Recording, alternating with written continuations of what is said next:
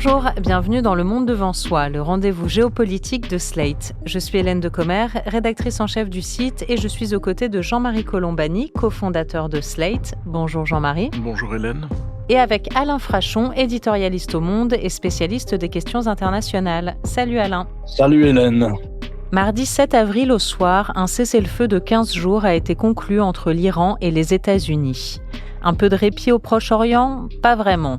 Car au Liban, la guerre, elle, n'a pas cessé. Dès le lendemain, Benyamin Netanyahou a précisé que ce cessez-le-feu ne s'appliquait pas au Liban, une position aussitôt relayée et confirmée par Donald Trump. Quelques heures plus tard, une nouvelle campagne de bombardement israélien s'est abattue sur le pays, faisant plus de 200 morts sur la seule journée du mercredi 8 avril. L'Iran a vivement réagi en affirmant que le Liban était une partie inséparable de cet accord et a menacé de répondre fermement en cas de violation de la trêve.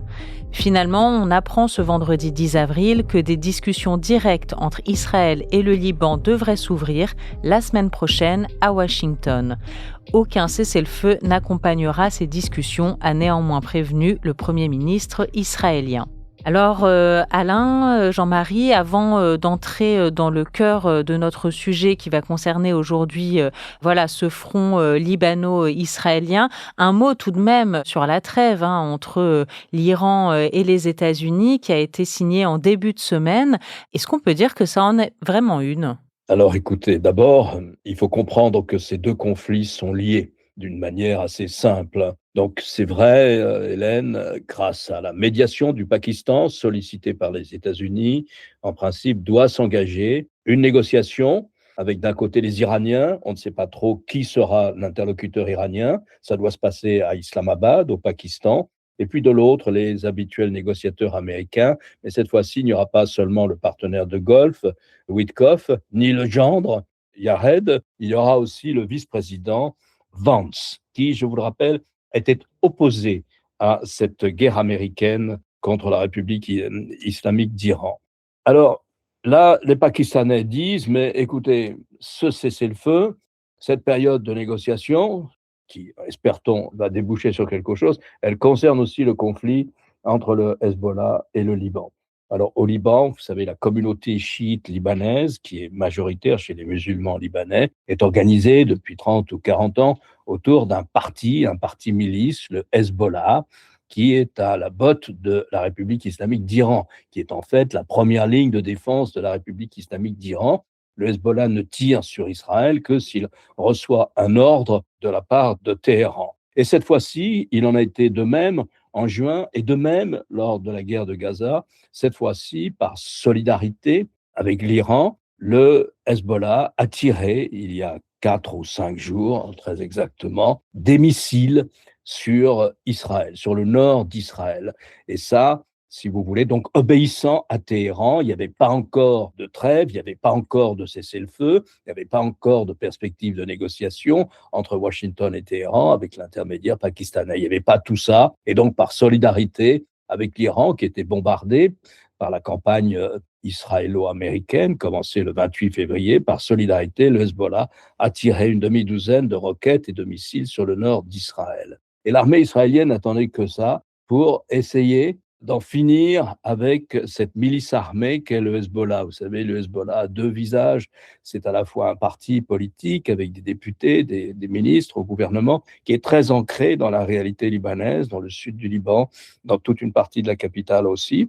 Et puis, c'est aussi une milice au service de l'Iran. Les armes passaient longtemps par la Syrie, qui était aussi du côté de la République islamique d'Iran.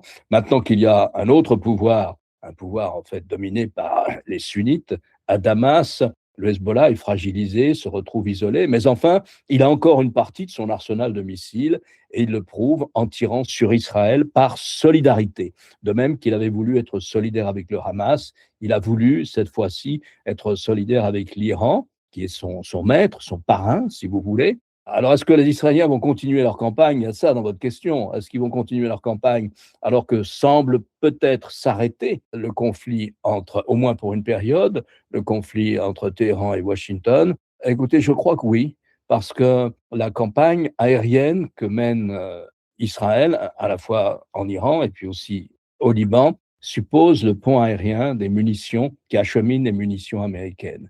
Et je pense que la marge d'autonomie des Israéliens en matière de munitions est très faible. Donc je ne serais pas étonné qu'il y ait aussi peut-être une manière de trêve, pour répondre directement à votre question, entre le Hezbollah et Israël dans les jours qui viennent.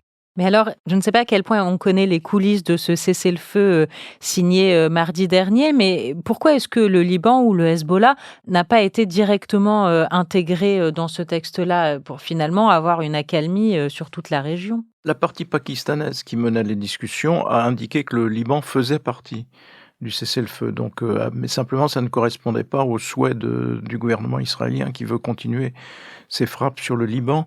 D'ailleurs, ça fait partie des inconnus des heures qui viennent, parce qu'il y a à la fois la négociation dont a parlé Alain, qui va se dérouler à Islamabad en présence du vice-président américain, d'une part, et puis il y a d'autre part toutes les discussions directes que Washington a souhaité organiser à Washington cette fois entre le Liban et Israël. Et puis il y a en permanence les petites phrases de Donald Trump qui fait fort, je ne sais pas si c'est le mot exact qu'il a employé, de calmer Netanyahou, en tout cas de faire qu'il fasse, dit Donald Trump, profil bas. Donc ce profil bas supposerait que les bombardements cessent, parce que les derniers en date des bombardements ont été terribles, puisqu'ils ont surtout frappé des civils, et que le nombre de morts dépasse 300. Donc ce bombardement-là a été un choc pour une partie de l'opinion qui a découvert un peu la brutalité de la campagne aérienne que mène Israël aujourd'hui, et qui révèle au fond que depuis le 7 octobre et depuis l'immense traumatisme qu'a représenté le 7 octobre, Israël agit comme s'il était délié d'un certain nombre d'engagements ou de comportements qui étaient les siens, pour ne plus laisser parler que la force brutale. Et donc c'est un problème à terme, je pense, pour l'idée que l'on peut se faire d'Israël, et surtout sur la qualité des relations qu'Israël entretiendra avec son environnement proche. Mais on n'en est pas là pour le moment, on en est aux pressions de Donald Trump sur Benjamin Netanyahou pour que cessent notamment les bombardements sur le Liban, et puis le sort des deux négociations dont on a parlé, mais qui sont pour nous une inconnue, parce qu'on ne sait pas du tout jusqu'où vont aller les discussions, qu'est-ce qui va se négocier précisément. Sûrement le sort du détroit d'Ormuz, mais pas seulement. Vous dites, Jean-Marie, et c'est un point important, que beaucoup de civils libanais ont été tués ces derniers jours. Et alors, c'est peut-être une question naïve, mais c'est vraiment quelque chose que je me demande, parce que Israël dit qu'il vise des membres du Hezbollah, et après, dans les bilans, on voit qu'il y a beaucoup de civils. Alors, à quel point est-ce qu'on peut séparer en fait les deux entités, le Hezbollah, le Liban? Est-ce que c'est le Hezbollah qui est visé là, ou est-ce que c'est le Liban? Écoutez, Hélène, c'est la même situation un peu que celle que nous avons eue à Gaza. Jean-Marie évoquait le nombre de morts hier, c'est-à-dire une frappe au plein cœur de Beyrouth, sur des immeubles d'habitation, sur des commerces, avec pas mal d'enfants qui ont été tués, d'autres qui ont été amputés, enfin une situation épouvantable au cœur même de Beyrouth.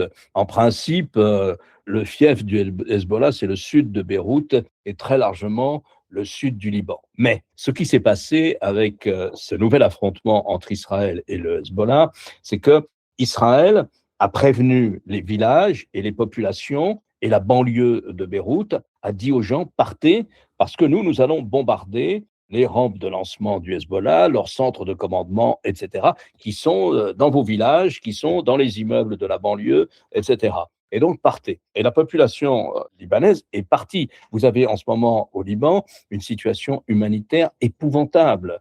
Imaginez pas loin de 800 000 à 900 000 personnes qui ont été obligées de quitter leur domicile. Et dans certains cas, leur domicile, leur village a été rasé par l'armée israélienne. Pour prendre la mesure de ce chiffre, il faut savoir que résident actuellement au Liban probablement moins de 5 millions de personnes. Donc, si vous comparez avec la France, en proportion, ça voudrait dire que 13 à 15 millions de Français, d'un jour à l'autre, sont obligés de fuir et de partir pour habiter ailleurs que dans la zone de guerre du pays.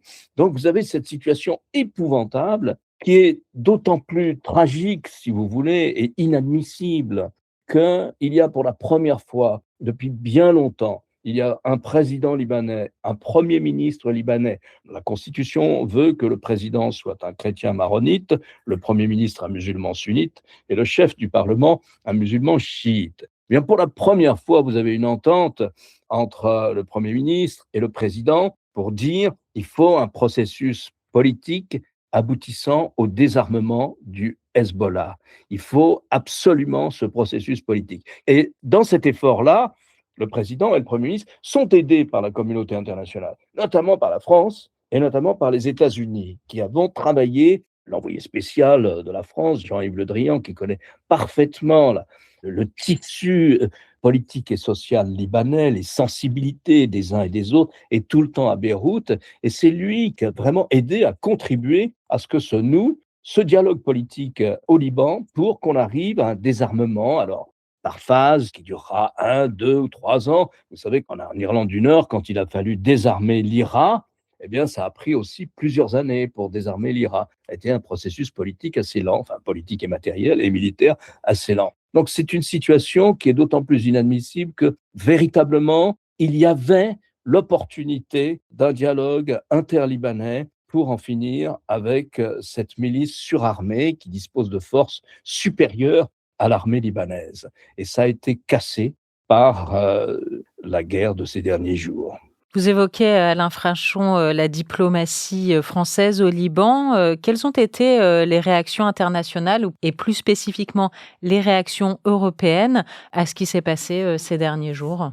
Les réactions sont assez simples, si vous voulez. Malheureusement, cette tragédie libanaise est marginalisée. Elle est marginalisée dans le monde arabe, elle est marginalisée sur la scène internationale, elle est probablement marginalisée en Europe aussi, parce que toute l'attention se concentre, et on peut comprendre pourquoi, sur la négociation irano-américaine qui va avoir lieu à Islamabad. Et sur la négociation entre Israël et le Liban, qui est convoquée à Washington par les États-Unis, il y a eu une précision qui a été aussitôt apportée par Benjamin Netanyahou, qui a dit, pendant cette négociation, pas de trêve. Donc normalement, les bombardements vont continuer malgré l'organisation de cette rencontre qui était censée, ou qui est censée, mettre au moins déboucher sur une trêve entre Israël et le Liban. Les États-Unis peuvent être un bon médiateur? Ils sont un passage obligé de toute façon, donc ils ont intérêt à cette médiation parce que pour le moment, ce qui se passe sur le terrain n'est pas du tout à l'avantage des États-Unis. Donc, ne serait-ce que parce que la question du détroit d'Ormuz n'est pas réglée et n'est pas pour le moment en voie d'être réglée, même si ça va être au cœur des négociations, cette fois d'Islamabad, qui sont entre Américains et Iraniens. Mais voilà, donc on est dans cette zone complètement incertaine où Netanyahou continue, mais ça j'aimerais bien avoir le sentiment d'Alain sur la stratégie israélienne, parce que Netanyahou continue son chemin comme si de rien n'était, malgré l'évidence que ce qu'il avait promis à Trump, c'est-à-dire une guerre efficace et rapide, n'est ni efficace ni rapide. Et donc on est dans un des débuts de situation où les États-Unis seraient embourbés et un peu prisonniers d'un conflit qu'ils n'ont pas au fond désiré, mais qui a été désiré fortement par Netanyahou au point d'emporter l'adhésion du président Trump. Alain Frachon, votre regard là-dessus? Oui, on peut revenir sur la situation de Benjamin Netanyahou, vous savez, qui est le Premier ministre depuis 20 ans, enfin depuis 19 ans, pas tout à fait de façon continue, mais presque. Et ce qui ressort actuellement des enquêtes du Wall Street Journal et du New York Times, notamment, c'est que c'est véritablement lui qui a présenté un plan très séduisant pour en finir avec la République islamique d'Iran, et que le chef d'état-major était pas très chaud, le vice-président Vance était contre, et finalement, la décision a été prise par le seul président, sans trop savoir où il mettait les pieds. Alors, Jean-Marie me disait hier qu'il avait le sentiment qu'alors qu'il va y avoir des élections générales en Israël en octobre, qu'il avait le sentiment à lire ici comme ça, ou à parcourir un peu la presse, que Netanyahou était en perte de vitesse. Et c'est ce que m'a confirmé ce matin Eli Barnavi, le professeur Barnavi, ancien ambassadeur d'Israël en France. Il m'a confirmé, il m'a dit, Netanyahou, s'il y avait des élections aujourd'hui, les perdrait. En tout cas, son parti, le Likoud, ne serait pas en bonne position pour former un gouvernement. Parce que autant l'opinion publique israélienne, je vous redis cette conversation qu'on avait avec Jean-Marie hier, autant a soutenu à fond la campagne américano-israélienne contre l'Iran, voire la campagne contre le Hezbollah, pour autant qu'on puisse savoir, mais en même temps, elle a le sentiment que cette espèce de surenchère guerrière que pratique Netanyahou ne débouchera sur rien de bon. Et en tout cas, il y a une sorte de manifestation, non pas de retrait du soutien à Netanyahou, parce que les mouvements d'opinion publique à l'égard de Netanyahou, on en a déjà vu beaucoup et a souvent été impopulaire, mais enfin, il est le Premier ministre depuis bientôt 20 ans. Mais en même temps, voilà, le professeur Barnaby me disait, les sondages pointent un relatif désaveu, diminution du soutien de l'opinion israélienne à Netanyahou. Voilà, bon, c'est de la politique au pifomètre et avec les sondages, on verra en octobre ou un peu plus tard si les élections ont lieu un petit peu plus tard. Il faudrait expliquer aussi une fois quel est l'argument du Hezbollah pour conserver toutes ces armes et pour stocker comme ça des dizaines et des dizaines et des centaines de missiles et de roquettes. D'origine russe. Les armes sont souvent d'origine russe pour le Hezbollah. Oui, souvent d'origine russe, tout à fait. Pour l'essentiel, des armes d'origine russe. Mais je crois qu'il est bon de faire un tout petit point d'histoire très rapide. Lorsque s'achève la guerre du Liban, les guerres du Liban, on peut prendre comme date des années 2000, 11 à 15 ans de guerre, eh bien, le Hezbollah en sort avec une position de force et il justifie de conserver des armes parce qu'il dit qu'il faut chasser Israël du territoire libanais. À vrai dire, Israël a occupé le sud du Liban pendant 18 ans, de 1982 à 2000, et c'est cette occupation qui a forgé le Hezbollah. Plus exactement, le Hezbollah a forgé son statut et il a forgé son image positive et dans la lutte contre l'occupation israélienne. Et donc, les gouvernements travaillistes en 2000 ont compris qu'il fallait un retrait du Liban si on voulait affaiblir le Hezbollah. Et là, vous avez Benjamin Netanyahou qui, de manière assez invraisemblable, dit « mais nous voulons à nouveau occuper le Sud-Liban, comme ça on sera sûr qu'il n'y aura pas de chiites dans le Sud-Liban, et d'ailleurs on les a chassés, et on leur permettra peut-être pas de revenir dans leur maison ou dans leur village avant longtemps, et donc on est sûr qu'il n'y aura plus de tirs du Hezbollah contre le nord d'Israël, contre les villes et les localités, les petites localités du nord d'Israël. » Mais la vérité, c'est que depuis 2000, il n'y a pas de contentieux territorial entre le Liban et Israël. Alors, il y en a un. Les partisans du Hezbollah vous disent, mais Israël occupe toujours, dans la montagne, du côté du mont Hermon, à la frontière avec 3 pays, la Syrie, le Liban et Israël. On dit Israël occupe toujours une parcelle de territoire qui s'appelle les fermes de Sheba. Bon, il n'y a plus de fermes, il y a quelques chèvres et c'est tout. Et c'est un tout petit territoire. Et les cartes des années 1920, quand on va découper ce territoire, les cartes disent que les fermes de Sheba appartiennent à la Syrie. La Syrie, naturellement, a démenti, alors que les cartes disent que c'est leur territoire, elle a démenti pour laisser cet argument au Hezbollah. Pour laisser cet argument au Hezbollah et permettre au Hezbollah, dans les traités qui ont été signés à la fin de la guerre civile, et permettre au Hezbollah de s'armer, de se surarmer, d'équiper comme ça une force supérieure à l'armée libanaise, au prétexte qu'il fallait libérer le territoire national de l'occupation israélienne. Alors, on va peut-être être dans une situation où il y a de nouveau une occupation israélienne, et là, pour connaître un peu la région, y avoir passé pas mal d'années, je peux vous assurer que cette occupation soit régénérera le Hezbollah, soit créera un nouveau Hezbollah, c'est-à-dire un nouveau mouvement de guérilla contre l'occupation israélienne ou pour la récupération du territoire. Donc, voilà un peu ce qui s'est passé. Ce qui risque aussi de se passer si les Israéliens décident de conserver la bande de territoire qu'ils occupent aujourd'hui au sud du Liban. Tout ça pose l'immense question de la guerre, de la responsabilité de la guerre et de ses conséquences, parce qu'on voit bien l'intérêt de Netanyahou tel qu'il le définit, on voit mal où est l'intérêt des États-Unis dans cette affaire, parce que voilà, les États-Unis ont tout à perdre, à commencer par la libre circulation dans le détroit d'Ormuz qui a été paralysé et bloqué par l'Iran, dont il est peut-être question qu'on puisse sortir à travers un péage, à condition, a dit Donald Trump, qu'une part de ce péage nous revienne. Donc il ne perd jamais le nord, si j'ose dire, dès qu'il y a des espèces sonnantes et trébuchantes. Ça, on peut en être sûr. Mais voilà, et donc il y avait eu le précédent de la guerre d'Irak, déclenchée par George Bush Jr., dont on s'était dit, voilà, c'est une telle erreur stratégique que les États-Unis n'y reviendront pas. Et on retrouve une situation aujourd'hui où ça commence un peu à y ressembler, pour le malheur des États-Unis, me semble-t-il, mais je vais peut-être trop vite. Si vous voulez une note optimiste quand même, Hélène, pour finir, et Jean-Marie, Netanyahou a proposé un dialogue direct entre Israël et le Liban sur la question du Hezbollah. Et je ne connais pas encore la réponse libanaise, je ne sais pas s'il y en a eu une, mais voilà, si on veut être optimiste, on peut dire que peut-être il y a, parallèlement à la négociation d'Islamabad, dont nous avons parlé, entre les États-Unis et l'Iran, il y aura peut-être une négociation entre Israël et le Liban. Le président libanais s'est prononcé en faveur de cette discussion, à la condition, a-t-il dit, que cessent les bombardements. Et donc c'est là que, pour le moment, il y a toujours un point d'achoppement. Eh bien, nous suivrons ça de très près. Merci beaucoup Jean-Marie Colombani, merci à Alain Frachon. Merci Hélène. Merci Hélène.